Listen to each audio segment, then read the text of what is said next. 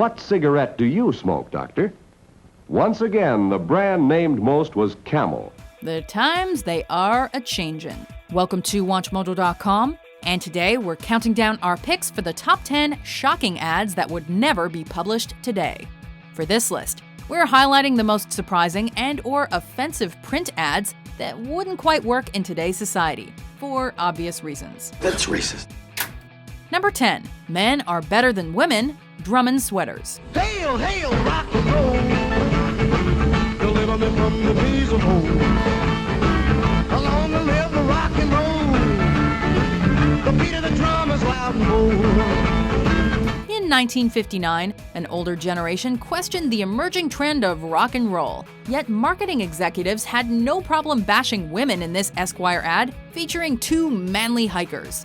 If you look closely, you may notice the struggling female at the bottom of the ad clinging on for dear life, as the bolded text offers a disturbing tagline, followed by the line, "Indoors, women are useful, even pleasant."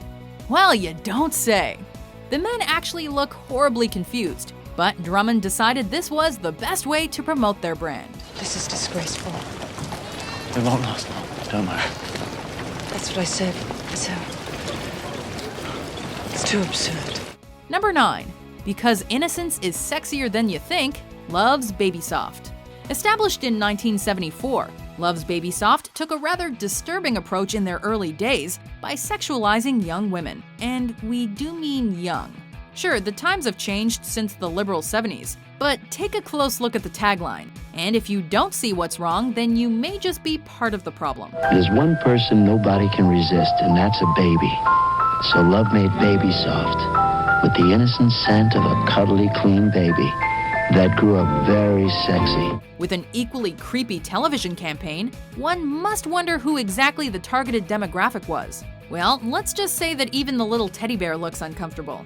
File this one under marketing fails, at least when it comes to common decency. Love's Baby Soft because innocence is sexier than you think. Number 8. Keep her where she belongs, Weinberg Massagic Shoes. Appearing in the pages of Playboy in 1974, this ad does little more than treat its female subject as a sexualized object. But wait, there's a shoe! Who really knows what the heck is going on here? As the naked woman with what looks like a mood ring lies in the buff while admiring the dreadful footwear. Yeah, keep her where she belongs, said a marketing guru. I love it. Oh, and make sure she's topless. And here's the unfathomable part. His bosses agreed. Logic? Nah.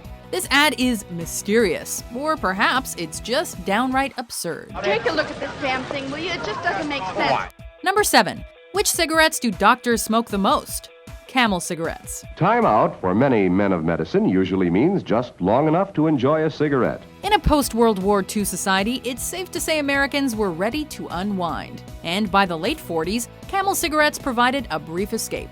In this ad that looks like it's straight out of Mad Men, the text actually describes the salt and pepper doctor as a scientist, a diplomat, and a friendly, sympathetic human being. According to this repeated nationwide survey, more doctors smoke Camels than any other cigarette. Sure, that may all be true, but the obvious message here is that doctors, yes, doctors, prefer to puff down Camels more than any other brand. See how Camels agree with your throat.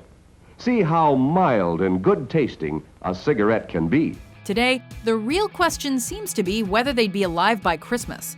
However, back then, not everyone knew that inhaling smoke into your lungs could be problematic. My physicians say it relaxes the throat. They're idiots. They've all been knighted. Makes it official, then. Number 6. If your husband ever finds out, Chase and Sanborn Coffee Company. I think we ought to start off our afternoon session in a very nice way by having a very tasty cup of Chase and Sanborn instant coffee. You join me? As one of the first American coffee brands, Chase and Sanborn had been in business nearly 100 years by 1952. And executives then decided that woman shaming might earn them a few bucks. Featuring a female that appears to be enjoying what seems to be an obvious case of physical abuse, the ad doesn't explicitly state that one's husband may get angry if the coffee isn't fresh. It just simply implies that a spanking may be in order. Oddly enough, the seated man appears to be the prototype for a future Don Draper. Unamused, probably a little confused, and perhaps suffering from short man syndrome. This is ridiculous. Don. I'm not going to let a woman talk to me like this. This meeting is over. Number 5. Aren't as cross-eyed as you think, Revere Copper and Brass Inc. Founded by one Paul Revere in 1801, yes, the Paul Revere, his business, Revere Copper, was born of the American Revolution. However, with this nationalistic advertisement, it's almost like the public was actually supposed to believe that other nations were inferior, and the Lord is even referenced to denigrate the creativity and intelligence of the Japanese. Sure, this was standard procedure in 1944, and people of varying ethnicities have long found themselves in the crosshairs of unscrupulous marketing executives. But it's the overall sentiment of this ad that is the most troubling of all: religion, war, ignorance. Bad combination. Number 4. So the harder a wife works, the cuter she looks. Kellogg's Pep. By the late 30s, the average family maybe wasn't thinking so much about impending war, but about how a cereal could be fortified with vitamins. For this breakfast promotion, the Kellogg's executives presented an "Aw Shucks" campaign to pull some Jedi mind tricks on women they perceived to be impressionable. Notice the underlining of "cuter she looks" and the husband's pleasant surprise when he discovers that vitamins have transformed his honey into an all-out cleaning and cooking machine. It's marketing 101. Well, at least back then it was, but today, it'll make any reasonable person shake their head due to the complete lunacy of the tagline. The fundamental disrespect for women. Number 3. Why doesn't your mama wash you with Fairy Soap? Fairy Soap. N.K. Fairbank and his company produced Fairy Soap, and along with it came one of the most offensive ads you'll ever see, with a tagline that's clearly racially motivated. This ad takes on an even more despicable sentiment by using children as the selling point. By portraying the white subject as innocent, curious, and clean, the message communicated is that the African American must be naturally dirty, especially given the absence of shoes. Of course, there's a larger narrative at work here, which is both startling and saddening at the same time. It's a reminder of how far we've come, even if we still have a long way to go. We talk out of control and out of rage because you all have, some people have pushed us to that point. Well, the only way we can express ourselves. Number 2. It's nice to have a girl around the house. Mr. Legs. With an inherently masculine brand name, this 1970 ad takes the cake when it comes to carefree misogyny. The tagline alone isn't necessarily the major problem, mainly because the ad itself also features the image of a female human rug adorned with a male foot upon her head. One might be inclined to believe that Mr. Legs could have used a little more tact, or anything resembling a slight balance in gender roles. But, as the smaller text notes, the woman just couldn't help but let her man walk all over her after seeing those dandy slacks from Mr. Legs. Yikes. That's disgusting. It's American. Before we unveil our number 1 pick, here are some honorable mentions.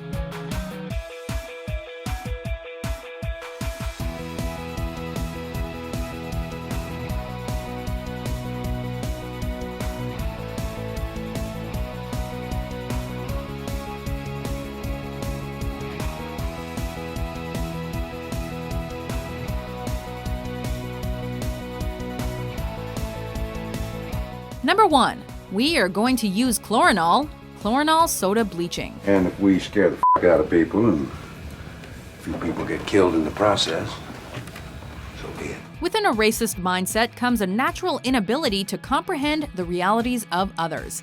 And beyond the shocking text of this 1910 bleach advertisement, the black versus white premise along an aquatic sunny horizon is what mystifies the most. It goes without saying that no one should ever feel like they're not good enough because of their skin color.